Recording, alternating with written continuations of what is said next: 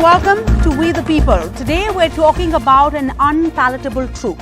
Over the last few weeks, there have been many attempts to regulate food patterns of Indians. Roadside stalls in Ahmedabad cannot sell non-vegetarian food from now on. Two other major cities of Gujarat, Vadodara and Rajkot, have instructed vendors to cover non-vegetarian items. Meat shops in Gurugram are not allowed to open on certain days. In other BJP ruled states like Uttar Pradesh, during the recent Janmashtami celebrations, the Chief Minister Adityanath announced that his government would ban the sale of meat and liquor in Mathura city. He in fact said that meat sellers and liquor dealers in the area could switch to selling milk. Now all of this continuing despite multiple reports that point out that over 70% of Indians consume items like fish, meat or eggs. So tonight we're asking, what is the taste of India? Is our right to food of our choice under attack? What are the myths about vegetarianism in India, and what are the most common myths and stereotypes about what Indians eat state-wise? First, I want to go across to a panel that has their finger on the pulse of what gets India's taste buds going. We want to know from them their fascinating insights about ingredients, nomenclature, adaptation from their travels and experiences with regional foods all over India. Vicky Ratnani, Anindya Sundar Basu, Pallab De and Sabyasachi Rai Chaudhary, thank you for joining us on We the People. Vicky Ratnani, Chef Vicky Ratnani is a gourmand, a celebrity chef, a TV personality. You have your pulse on the taste of India, and you recently launched a gourmet burger brand. You have plans now to take your company national. You want to have a company-owned central kitchen in every city and a franchise in at least 10 outlets in each Indian city, you say. Mr. Rani, you believe that's possible? You think that if anything unites India, it's a good, juicy burger, or are you on dangerous ground here? Well, I don't think I'm on a dangerous ground. If you go to see, you have already such big international burger chains which have become mainstream now. So I think the burger is the vada pav of the future. So, and I think it's very well accepted. In fact, in India, you have the only McDonald's which is vegetarian, which is in Amritsar, outside the Gondal Temple, and an aloo tikki burger and a chicken makhani burger doesn't exist anywhere. So I think we can really get what we want, because we are a big nation and we are very demanding. And your research has shown that from across India, people are open to the idea of, like I said, a juicy burger. I think people are open to really good food now. I mean, people are also conscious about hygiene factors and also a health point of view as well. So I think definitely I see this a way forward, and I'm banking on this. All right. Pallab De is the Hyderabad food guy. You're a techie. You arrived in Hyderabad, and then, as you say on your Instagram, that you fell in love with the city because of its vibrant and rich culinary legacy. Mr. De, one can't think of Hyderabad without thinking about the famed Hyderabadi biryani. And now some people are using that euphemism of the Kalyani biryani to adopt to our new political climate. Hyderabad also made headlines a few years ago, famous for students protesting when Maharashtra banned beef in 2015. You talk about food hopping in the old city, so highlighting the syncretic culture really of Hyderabad. So, according to you, what do you think when you hear of these food bans in different parts, popping up in different parts of the country? Well, to be real, I think food is emotional, and when I've traveled, I've always tried to eat local, and what I've found is that there's tremendous diversity in what people eat across the country. Like, language changes, yes, but food changes more often than that. And to me, it would be a pity if instead of shining a light and being candid on who we are and what we eat, if you further stigmatize food and try to suppress that. And even percentages, I feel, is a little bit wrong way to look at it, because food is very personal. Like, I'm a Bengali, even though I'm in Hyderabad right now, and no matter where you take me and where you put me, I'll still pay for that machir thal and the Sunday mutton curry. So that gives me the happiness, right? So even if a very small minority is eating something, in a country as large and diverse as India, there should be space for that, don't you think? I mean, and if you're unable to find space for that, that I think opens up troubling implications for personal liberty and also safeguarding the rights of people and their culture and their way of being.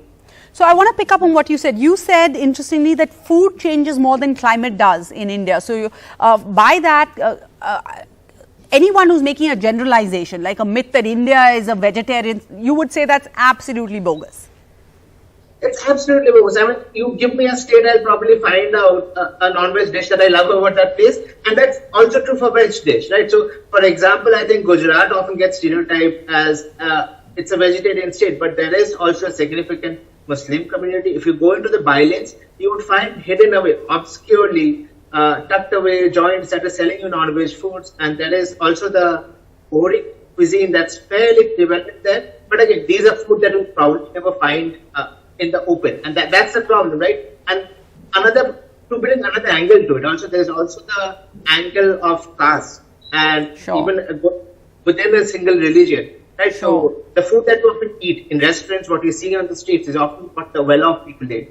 The food of the lower caste is often hidden, tucked away, and you have to really go into homes to see what people are eating and what they are kind of surviving on. All right.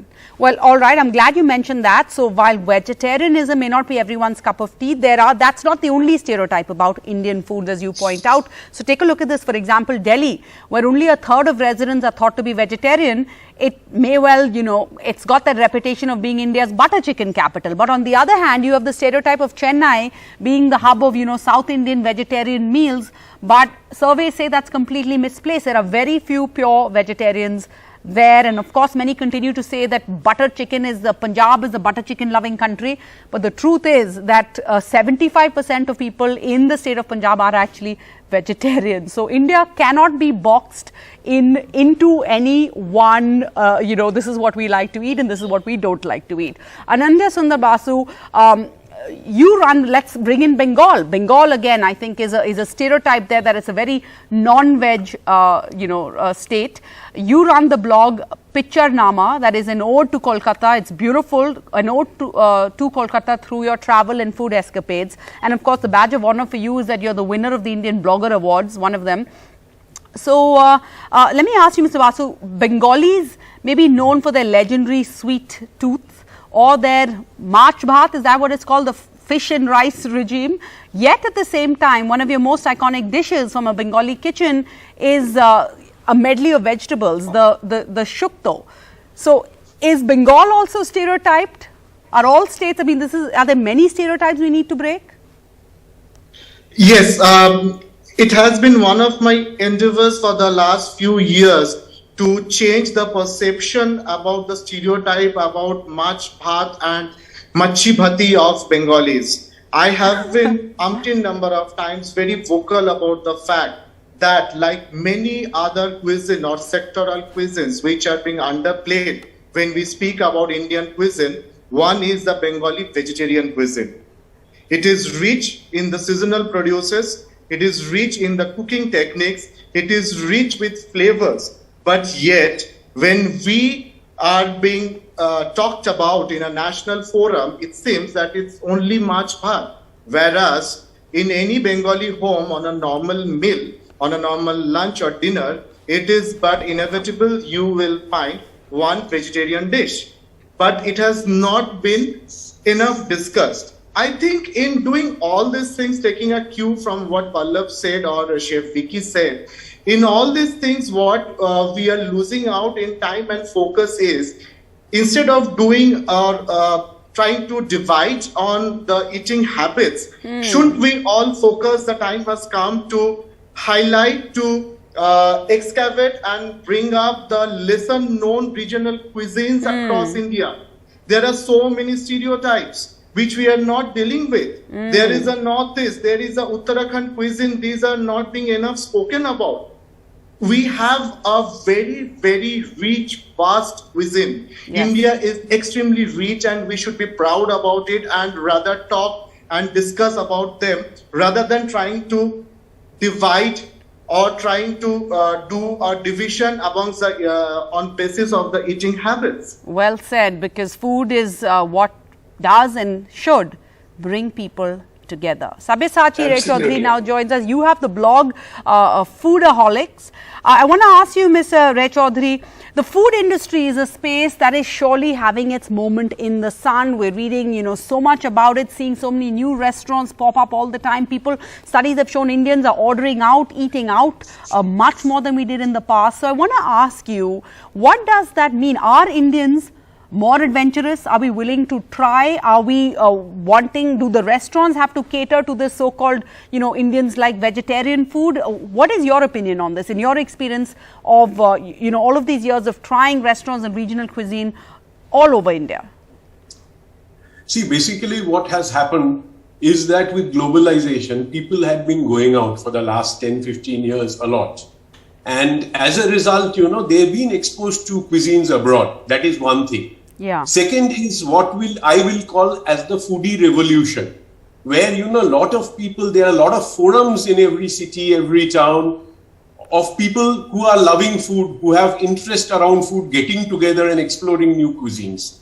Thirdly, there is this food delivery boom like Swiggy and Zomato, which have become even more and more popular during the COVID days, where people have got, some of them actually got introduced to it during the COVID days. And once you see that, that you have the power sitting at home, you can, order all kinds of food.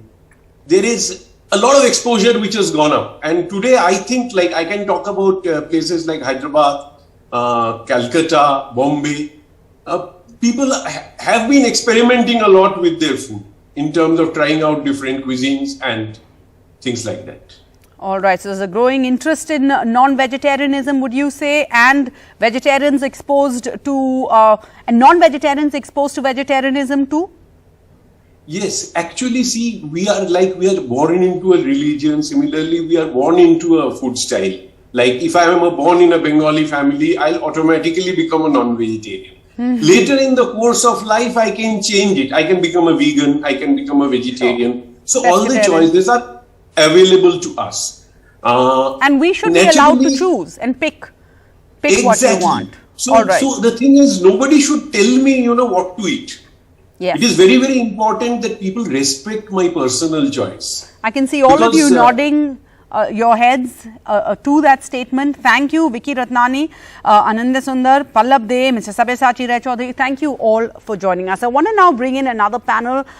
We have Dr. Deepa Sinha, an assistant professor of economics at the Ambedkar University in Delhi, Ram Punyani, an author, historian, and PKD Nambiar, a political analyst who supports the BJP. Mr. Ram Punyani, I want to go across to you because you wrote an article in the paper that talked about how historically even Indians have always been consuming beef, and you say this goes back to the Vedas.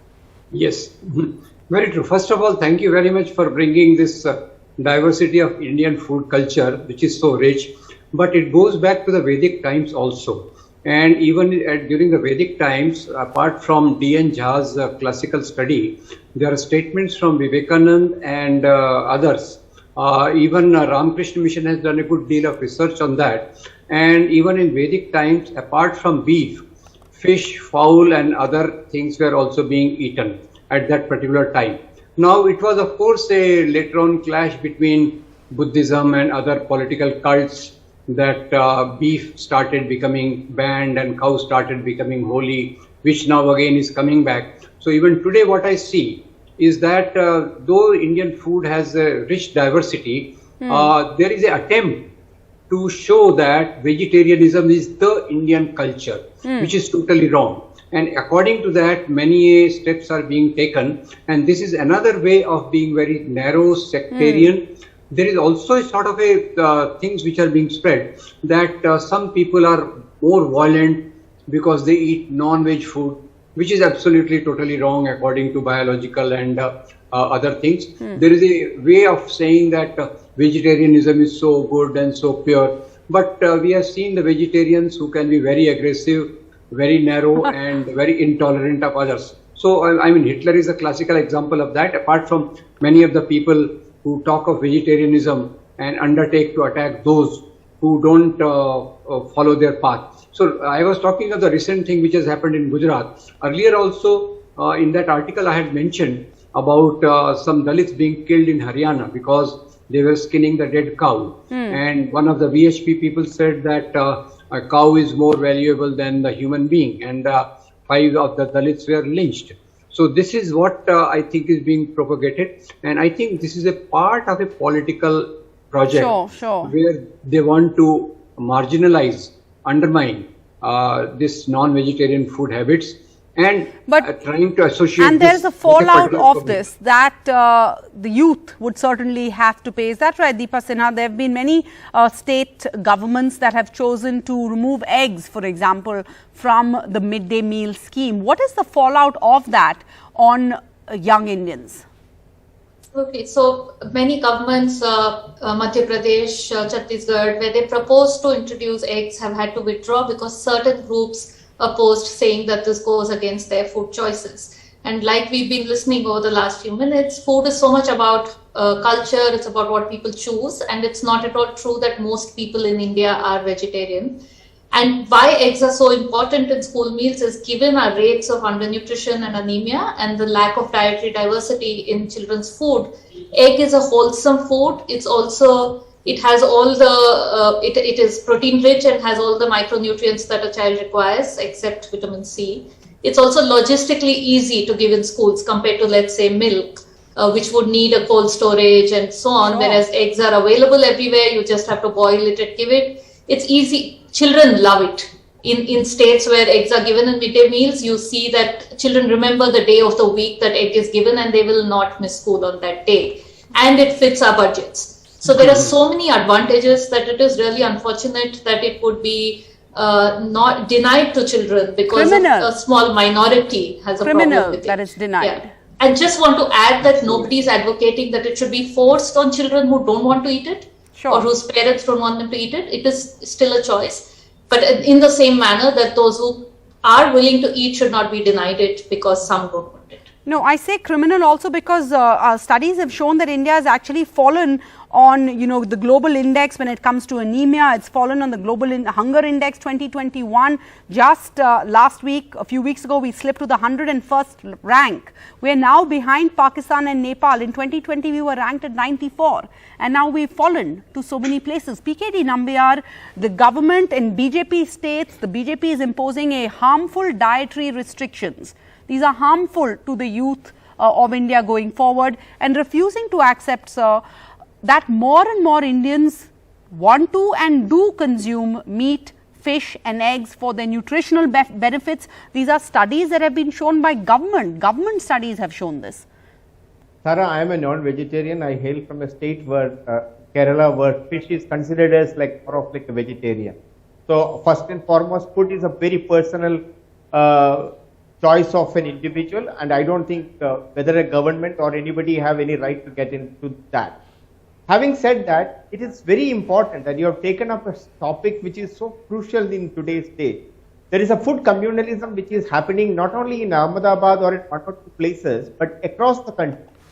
In fact, in the just 2 days before, I was attending another on another channel on an issue on Sabrimala, wherein even the deity's prasadam is even used the jaggery, which is called as halal. The jaggery. So the problem is that in many places there is a certain kind of food is being forced for even rest of the other religions who do not believe in such kind of stuff to eat that. There is a halal. Some people say it's like a halal jihad and etc. I don't understand that. But then one thing is very clear. It is not about that whether you will be able to eat what kind of food you wanted to eat, whether it is a non-vegetarian or a vegetarian. More than that, within the non-vegetarian food, what kind of food you have been served, or you are forced to buy, or you have been forced to eat in a place because there is nothing is available. So I think the liberty when it comes to the food is not about vegetarian and non-vegetarian, but what kind of a non-vegetarian food Sara and Nambiar wanted to eat is equally important. For an example, Nambiar, we are seeing this in BJP ruled states. When we have a significant section of Indians suffering from hunger, when we are in a global pandemic where you need to keep up your immunity, do you think it is right for governments to discourage non-vegetarian food? I think that is the learned speaker in the beginning was talking about our Vedas and our culture of food. I partly agree with him, but partly purely, absolutely not at all right and fact. I have been studying about this subject quite often, and during the Lakshadweep crisis, the discussions were all about that. What was the need for serving food? Food is a food habit. Food is also about a belief system. If you really recall, before this particular panel, you had another show. Food is a culture and also a belief system. If in a common kitchen, if some people don't even like to have a garlic, you go to a Delhi in any of the restaurants or a good hotels, they will say that the Jain community would not even like to be served with a garlic food. For an example, my wife would not like to have a garlic food, but I'm a hardcore non-vegetarian. I think it is nothing to do with BJP or a Congress. The problem today is the food communalism is taking place, and that is called as halal. And who is encouraging that? Okay, I want to go across Ram Punya to you. I just want to understand for our viewers, when you hear, especially in the West, these conceptions that India is majorly vegetarianism, does Hinduism actually insist on vegetarianism as a universal norm for followers, or is it just an upper caste, is it only for upper caste Hindus, primarily for Brahmins, for whom, beef eating is customarily forbidden? You are very much on the dot. Actually, it is more of a upper caste construct. But even I must tell you, there are many Brahmins, and most of the Brahmins, I don't know about most of them, but many of the Brahmins in Bihar and UP, they are very fond of meat and other products like that. So, but this construct is a political construct. Disagreeing with my panelists, I will say that it is definitely being promoted for political purposes. It is definitely being promoted for political goals to identify a minority community with non-vegetarianism. It is not true, but they have been successful in creating this impression amongst many people, though it is not true. Like many other things which have been constructed about religious minorities, this is also a part of that, and that's why, though Congress governments may be trying to follow it, but primarily it is a BJP-ruled state and things initiated by them which come. Quick 30-second response, Mr. Nambiar. I object to the views of the other panelists that the Brahmins in UP and West in Bihar do eat beef is absolutely not at all. I didn't say beef. Would you agree there's a small minority of upper caste Hindus who oppose eating beef by the majority? I think let's Dalits, not bring minority religious groups and the Brahmin. Brahmins eat meat. I said meat, not beef. Sir, I only can say you this one thing, that let's not divide the communities from the religion to further to the communities and caste-based. I think we can all agree on that. For once, Mr. Nambiar, I think all of us can agree on that. Let's not divide India on the basis of what one would like to eat. And ironically, I just want to end on one note. It's the irony is that India is one of the world's, I think we're the second largest exporter of beef, yet ordering a plate of this meat is not as simple as you would like to think back home. And not just beef, even non-veg is now increasingly becoming stigmatized. Something for all of us to think about. Thank you all for joining us. Thank you very much.